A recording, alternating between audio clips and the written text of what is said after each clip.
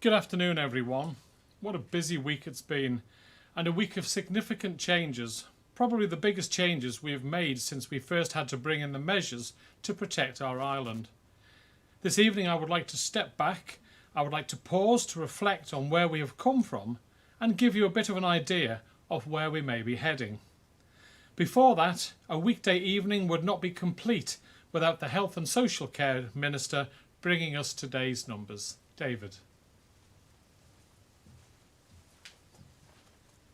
Thank you, Chief Minister. The total number of tests undertaken stands at 4,353.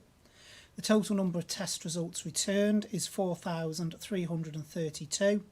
That leaves 21 test results outstanding. Since yesterday, we have identified no new cases, so the total number of identified cases continues to be 336, and there are currently 9 active cases. Thank you.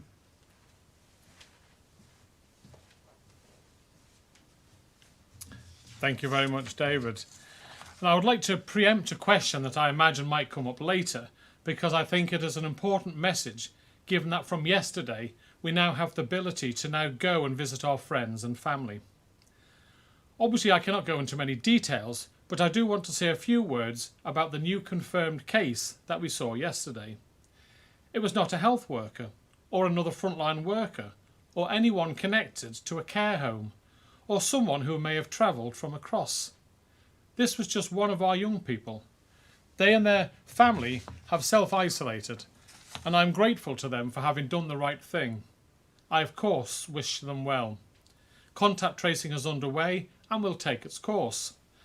I'm certainly not seeking to single out that individual, but the important point is that COVID is still in our community and can be contracted by any one of us from any age group. That is why, despite having such low numbers each day, we simply cannot become complacent. Our understanding of the virus is still so limited, but we do know that significant numbers of people will have no symptoms at all, and some will have symptoms so light that they may shrug them off as being something else.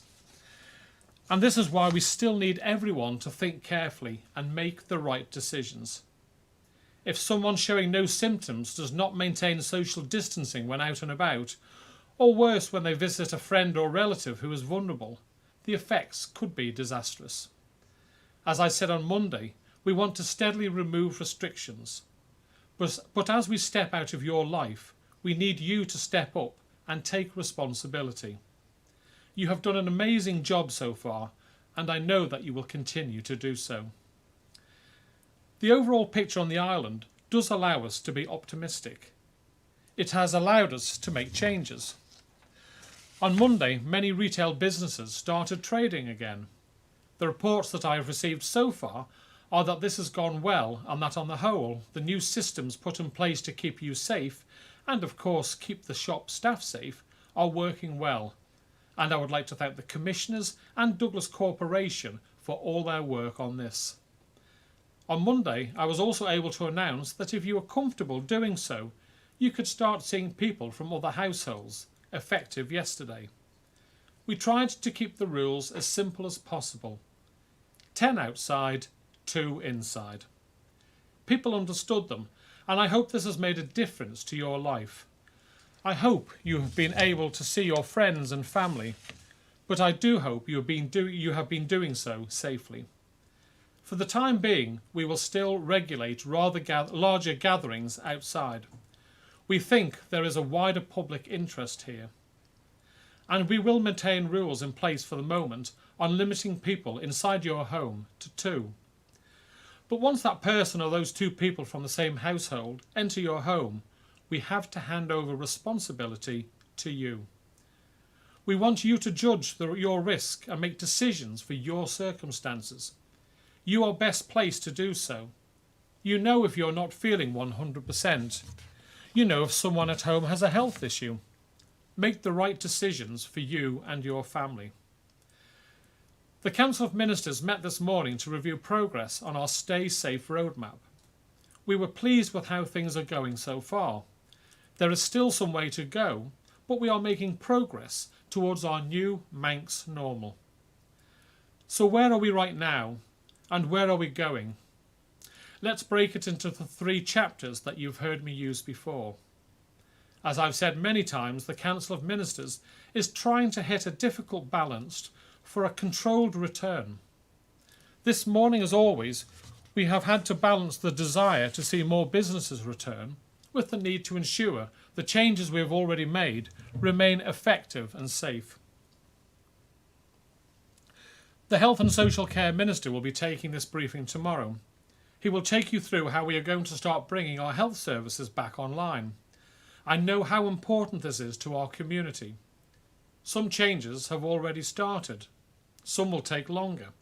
It will be careful and gradual, or as David will, I'm sure, say, baby steps. Now, I won't eat David's sandwiches. He can take you through this tomorrow.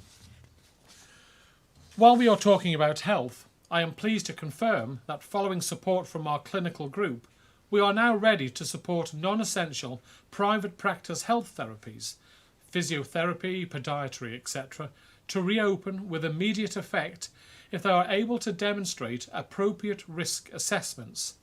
They should also have any necessary personal protection equipment.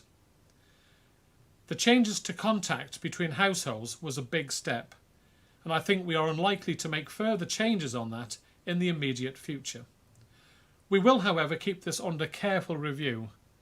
I have said before that any increased contact between households will inevitably lead to an increased risk that the virus could spread. In 2 weeks, we should be able to see any impact that this change has had. If, based on the evidence, we are able to step out of your life further and change the measures again, we will. If we can't, we won't. Throughout the pandemic, we have kept schools open for those who most needed them, in a managed and gradual manner. And as people have returned to work, we have expanded this. We need to ensure that our children do not miss more of their schooling than is absolutely necessary. The Department for Education, Sport and Culture has been working with teachers to ensure we get this right. From Monday the 15th of June, we will be opening all school sites, and from Wednesday the 17th of June, all those children currently taught in the hubs will be able to return to their normal school. The exact process by which we reintroduce pupils back into school is still being worked on. It will be done in a phased way. The department will be working with parents and teachers to organise this. We know that not every family is ready to send their children back to school.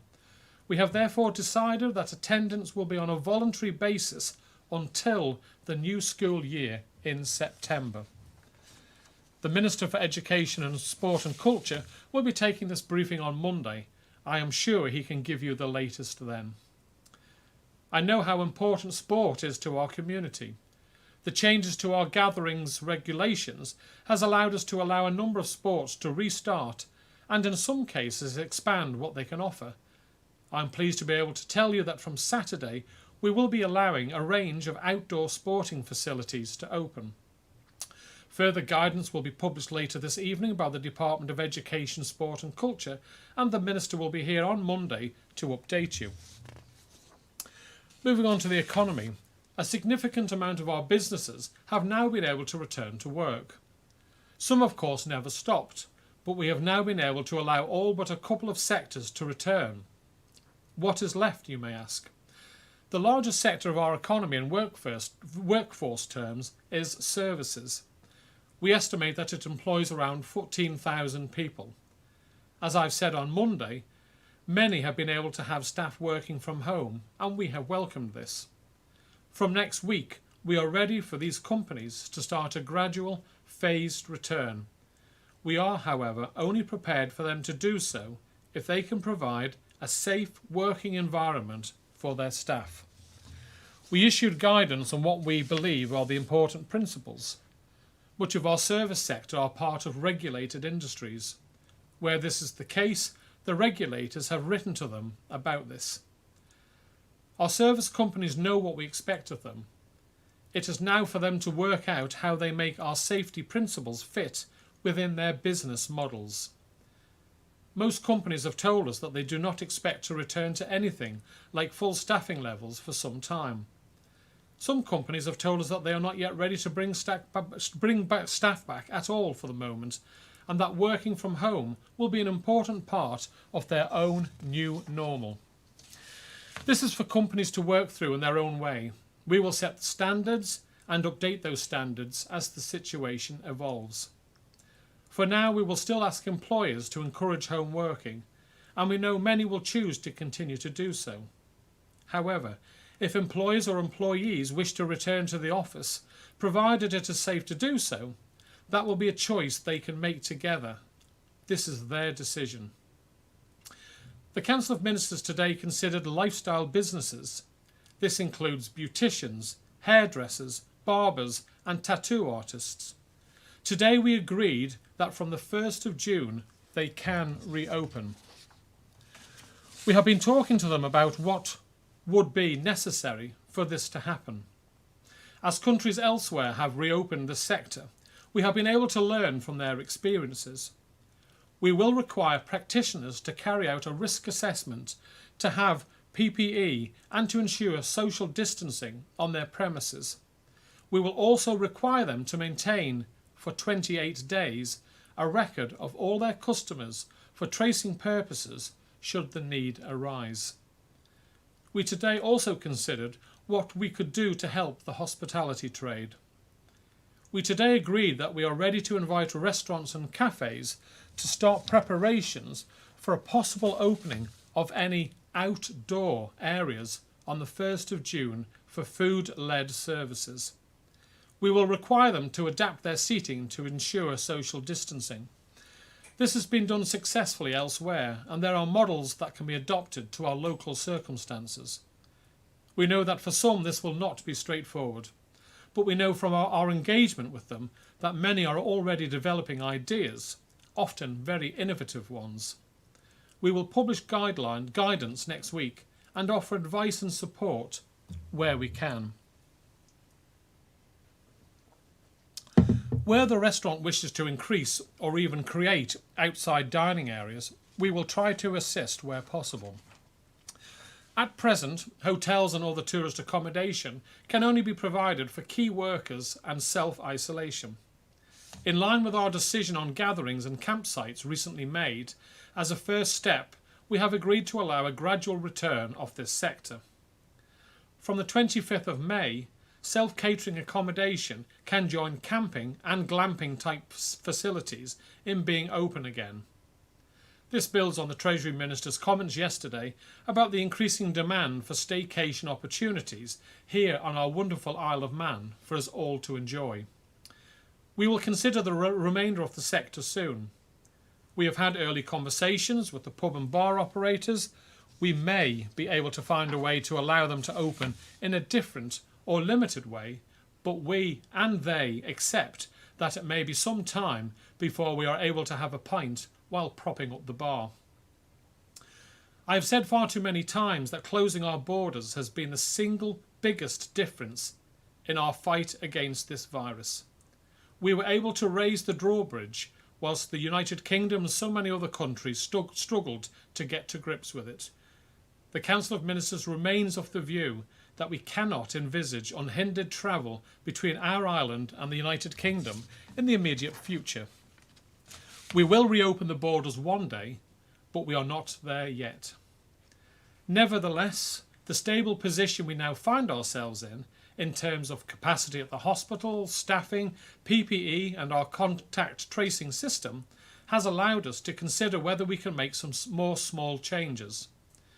We therefore agreed that from the 3rd of June we will be slightly increasing the number of residents who can come back from the United Kingdom by boat, from 1 boat to 2, with an operational maximum of 50 people on each. The arrangements on arrival will not change. People will still have to quarantine either at home or at an approved location, either alone or with people they travelled with. This will continue to be on a first-come, first-served basis, and this is for our returning residents. But we will now make some limited provisions for non-residents who need to come into the island for genuine, compassionate reasons. I do need, however, to be clear by what I mean when I say compassionate. I mean end of life or to attend a funeral, and for immediate family only.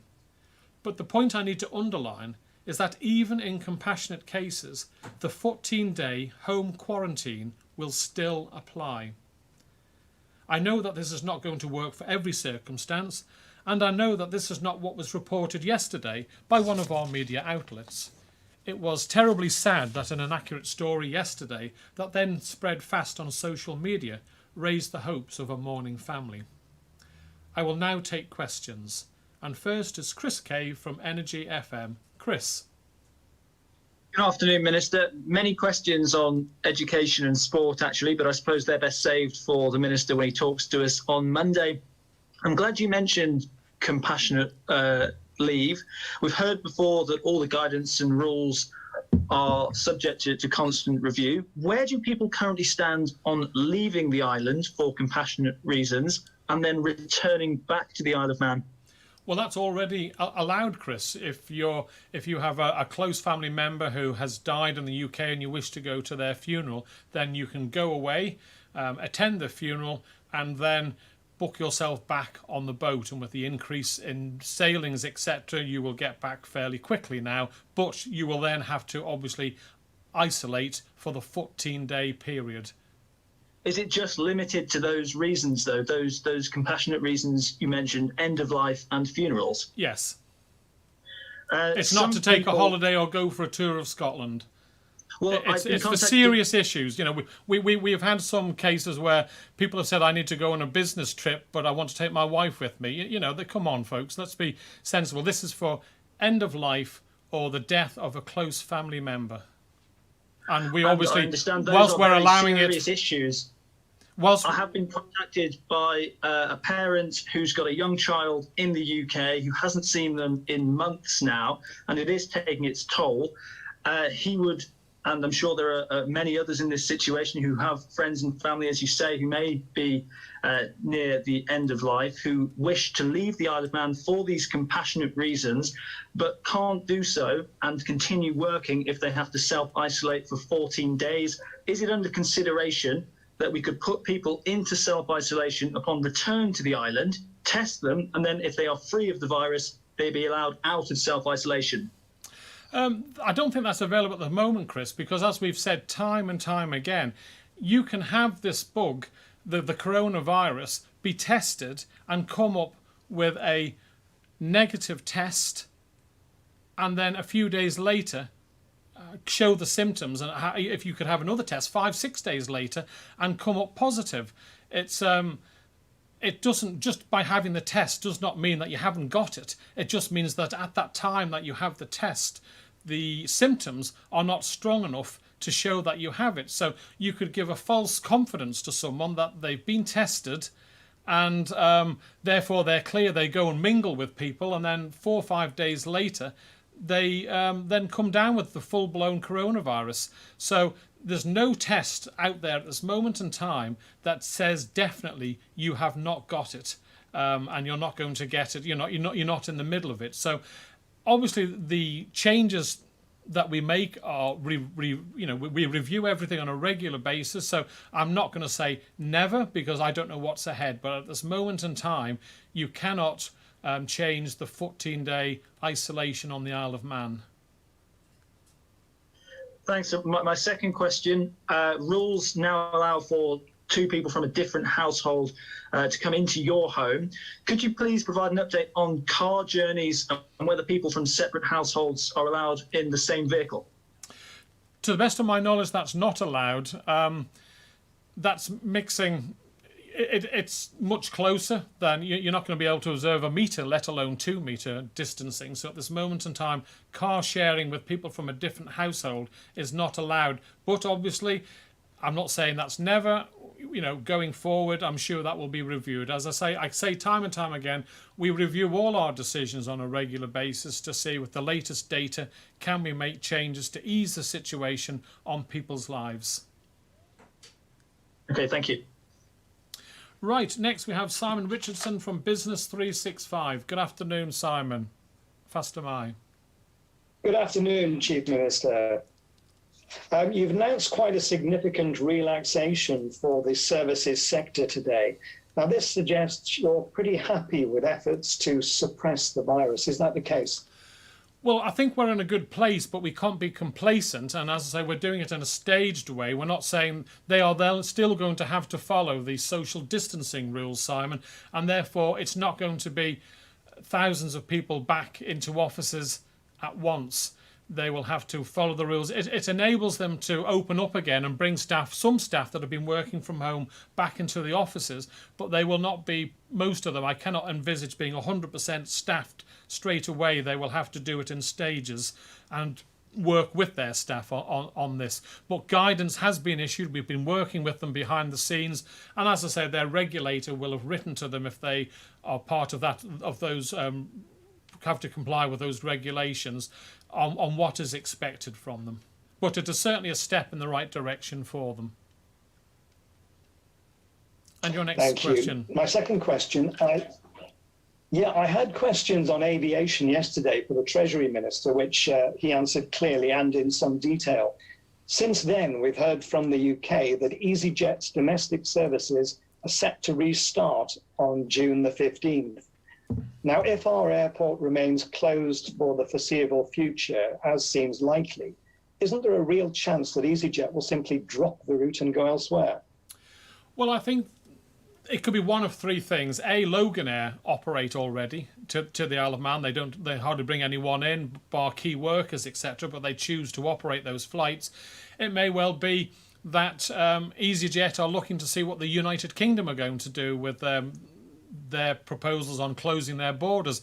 Or it could well be that they've just generalised, they've looked at their schedule and they've said that all our internal flights to all the locations we've normally gone, we used to go to, will start from such and such a date. So I wouldn't read too much into it, but we will not be relaxing our border controls because EasyJet have decided to open, to start their internal flights again. Thank you very much, Simon. Thank you. Okay, Josh now. Josh Stokes from I2V. Good afternoon, Josh. Faster man. Good afternoon, Chief Minister. Hope you're well. Just following on from what Simon said, really, to begin with, has the government been in contact with EasyJet at all today, perhaps, to question the booking service they're currently offering? Because presumably the borders will not be opening by the 15th of June, and yet you can still book for a flight to come and go from the Isle of Man. Yeah, I know I spoke to the Minister for Infrastructure, Mr Harmer, today about this during our Council of Ministers meeting, and I know he's looking into it. Obviously, it came out at short notice.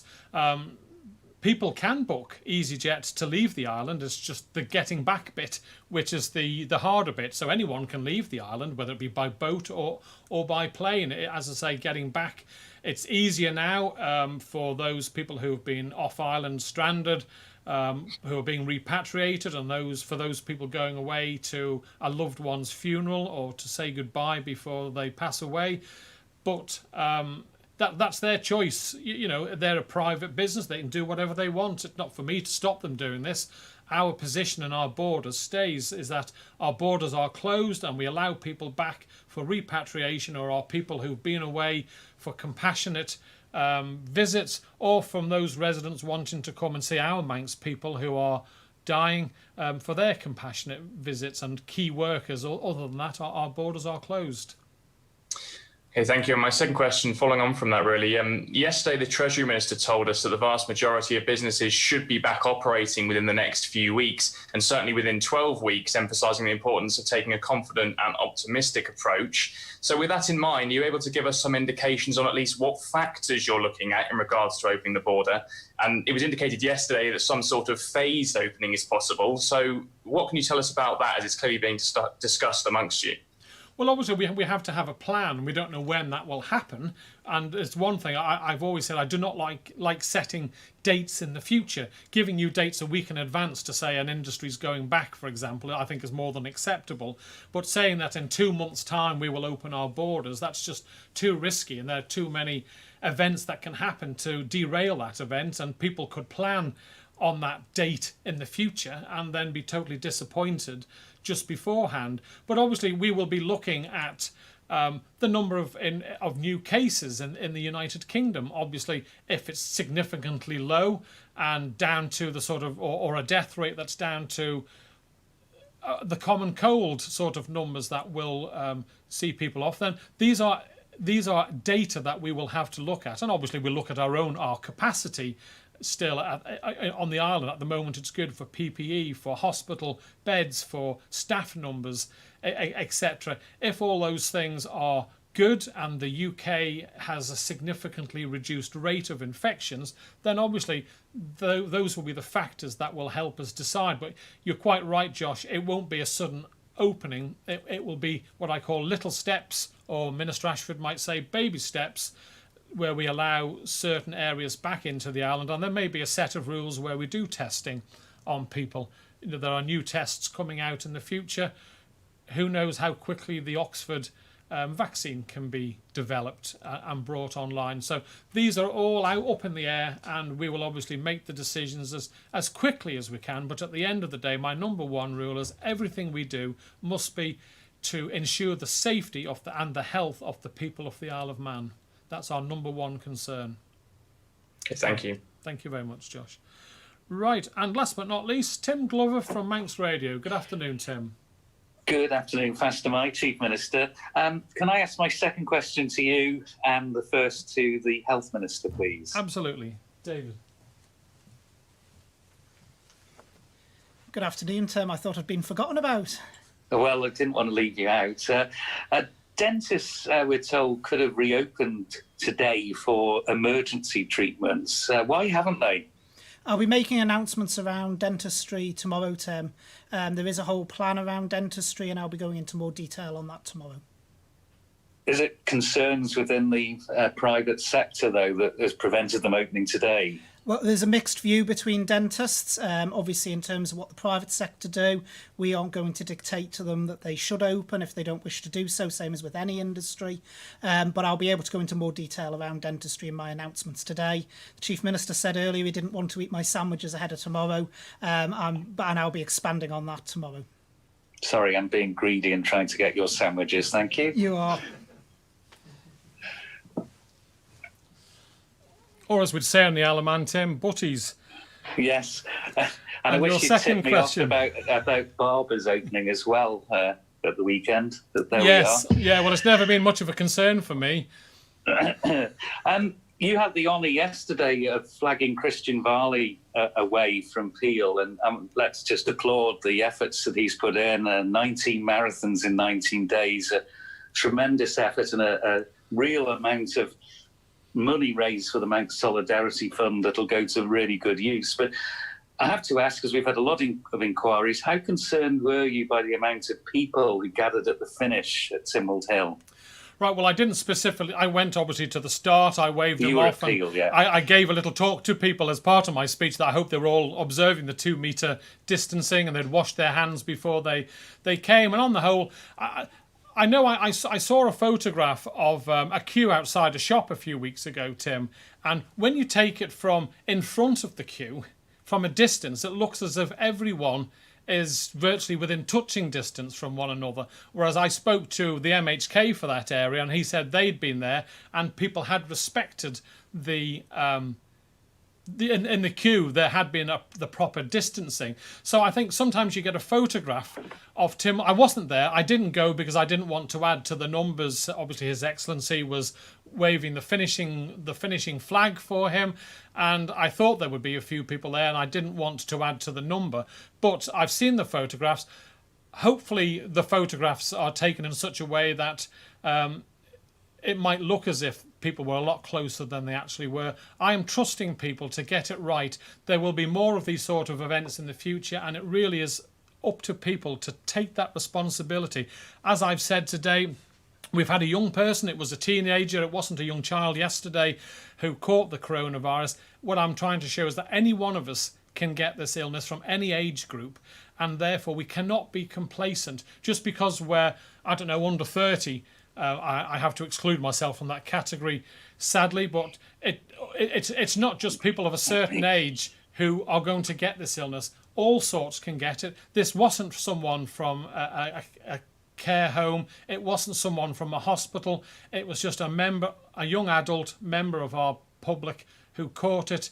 Anyone can get it, and therefore these sort of gatherings to celebrate a fantastic achievement. I don't think I could do one marathon, let alone 19. But to do that, raise 60+ thousand pounds for good causes for the Isle of Man, for the Manx Solidarity Fund, is a phenomenal achievement. It deserved the respect and support it got. And I know, driving back to my office, because I still had Timmelled on to that day, because it was on Tuesday, there was people along the road who'd socially distance and showing their support. So I just think people have to remain being sensible. Photographs can upset people. I know I regularly get sent photographs, and when I look into it, the police will say, well, we were there and we were content, or a colleague will say, well, I was on that promenade and everything seemed okay. So I'm just, yes, there was maybe more people than I would have hoped at the event, but I am hopeful that they all maintain the 2 metre distancing. It's also the fact that it could be deemed as one of these public gatherings that we're obviously having restrictions on at the moment. Yeah. Yeah, we've got to be careful. It was borderline. It's happened. It's been a fantastic event, a fantastic achievement. I just ask people to respect the space of people around them. I think because I've given you so much information, I'm more than happy to take an additional question today from each of you. So if we want to go back to Chris, would you like to ask a question? Yes, please. Just in terms of the roadmap, when can Manx residents expect this all-island 40-mile-per-hour speed limit to be lifted? That's something that we've asked the medics to review at the moment. I have received a couple of emails from people who see this as a cynical ploy by the government to implement it and never take it away. That was not the case. We will be reviewing it in the near future. It was purely brought in to stop the number of accidents whilst we didn't know where we were with the virus. At one stage, we didn't know who had it, where it was, the numbers in society. We brought in some of what I think was really sensible measures, which ensured that we significantly reduced accidents on the island and therefore kept beds empty at Noble's Hospital. But we have no intention of keeping the speed limit all island at 40 miles an hour. I just want to reassure people of that, and obviously it will be on the advice of our medics when we are able to make changes to the 40 miles an hour. But we will. It's not some theory that government wants to be the big brother with the public and keep it at 40. That's not in my mind. It was done purely for coronavirus measures, and we will be making the changes as soon as possible. Thanks, Chris. Simon, do you have another question, or are you all okay? No, if I may, Chief Minister. Yeah, I would like to return to the issue of testing. We've heard, obviously, that the results are very positive at the moment. Very few cases are being recorded, but the number of tests still seems to be on the low side. Is it not the case now to really hammer home while you have the advantage and increase testing to as much as we can? Well, we are testing, obviously, everyone who's admitted into the hospital. That's something quite a few other jurisdictions haven't done. We've done it since the 6th of April. So we're already doing that. We're already testing everyone who rings up the 111 line. But we are in such a good position that we're not getting that many referrals anymore from the 111 line. And we have now put in place measures to do key workers, care homes, etc. And I'm sure the Health Minister will be able to give you further details on that topic tomorrow, Simon, when he's giving his update. Thank you very much. Josh, did you have a further question? Thank you. Yes, thanks, Chief Minister. Just a question. I've had someone contact me about some clarity on key workers who would usually commute to the UK for work. Can you just explain what the current rules are for those people who live here and would usually work overseas? And if they travel off island, are they able to get back, and will they have to self-isolate at home for 14 days before they then go back over to the UK? Yeah, thanks for that, Josh. Yes, if you are classified as a key worker in the United Kingdom, we have accepted United Kingdom key workers rules for the island, because we are expecting as an island key workers to come over to our island and help us. When we set up the oxygen plant, we had to bring over UK key workers to do the final testing on that plant, there are a number of key workers that we will need on the promenade. Specialist welding on certain pipes it's a specialist skill. So if we expect key workers from the UK to come over, then if we have residents on the Isle of Man who are classified as key workers by the United Kingdom, then they are allowed to go off to do their job. They can come back. Now that we've brought in the extra sailing with the increased numbers, the waiting time should be down to a minimal amount, but they will have to isolate for the 14 days at home or in a location if they're unable to do that. So if they need to go off the island in a shorter period of time, then of course if they're leaving, then that's fine. But they will have to follow the rules. But so I hope that's as clear as I can be, Josh, on that one. Yeah, sorry, just to be clear on that. So if they come back over and they do wish to obviously go back to work over in the UK, they don't have to stay in the Isle of Man for 14 days before they can then go back over to the UK. No, because they would be going straight off the island. They wouldn't be mixing with people. They'd be going straight off. So no, they wouldn't have to stay for the 14 days in isolation. Okay, and finally, Tim, do you have another question, Tim? Yeah, I'll just reflect. Obviously, there's great delight in the comments we're getting on the Manx radio feed of from people saying they can go see beauticians and have their hair done. But for those businesses, presumably, they're going to have less customers because there's going to be a certain amount of cleaning and making sure the premises work. So are they going to be viable as a business with less customers is the question we're being asked. Well, I suppose they will have to work that out. Yes, they will have to obviously keep a record of who they've seen, but guidelines will be put on our website explaining to people how they can do this by following the rules, the equipment they must have. And I think as long as they follow those rules, then they should be able to carry on with their business. We are looking at models in other jurisdictions who have implemented this to see how it's worked. So they might not be able to see the same numbers that they had in place beforehand, but I would hope that they would still be able to do a significant number of people. But what we're asking is to have PPE equipment, follow the guidelines, and keep a record of who their customers are to enable us that should there be a flare-up, then we can contact those people straight away. So it's trying to be as helpful as possible. It's happened sooner than I think most of us thought it would happen, but the data and our capacity has been so good that, and the fact that the Great Manx public have followed the rules so well and really flattened the curve, that we are in this position. But it is up to people to respect those the guidelines and the advice that we are giving to ensure that we do keep the curve down and the cases ticking along the bottom at 0 or 1 a day. I mean, nothing would give me greater pleasure than to say for maybe 20 days on the bounce, we've had no cases. I think we're down to less than 10 people who are active at this moment in time. But as we've just seen, we've had a young adult declared yesterday with as having it. So it just shows anyone can get it. You don't have to be a care worker or in one of our hotspots. So we've got to be careful. Thank you, Tim. Well, thank you all very much. I've received a lot of letters and emails, and some people tell me that we are moving too fast in relaxing measures.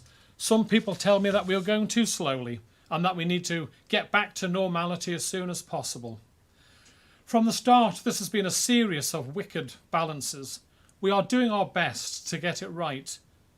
Will there be a spike in positive cases as a result of the changes and measures that have taken place in this week? Maybe. Whenever there is increased contact between people, there is increased risk. But we could not and cannot stay locked down forever. The damage we would do to our health, our economy, and our community would have led to permanent scarring. I have confidence that we will get through this. It is a journey that we've been taking together since March. It has not been easy, but we are getting there. Let's put our best foot forward. Please keep safe and keep your loved ones safe. Remember the basics. Keep your distance. Respect other people's space. The future is in your hands. Thank you all very much.